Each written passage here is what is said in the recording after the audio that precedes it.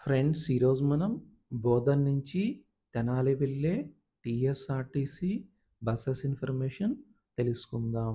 బోధన్ నుంచి తెనాలి వెళ్ళటానికి సాయంత్రం 4:15 సూపర్ లగ్జరీ బస్ ఉన్నది. ఈ బస్ బోధన్ బస్ స్టాండ్లో సాయంత్రం 4:15 బయలుదేరి తెనాలి వెళ్ళేసరికి ఉదయం 5:30 అవుతుంది. బోధన్ నుంచి తెనాలి వెళ్ళటానికి బస్ టికెట్ రూ. 900 ఉంటుంది. బోధన్ నుంచి తెనాలి వెళ్ళటానికి 13 గంటల సమయం పడుతుంది.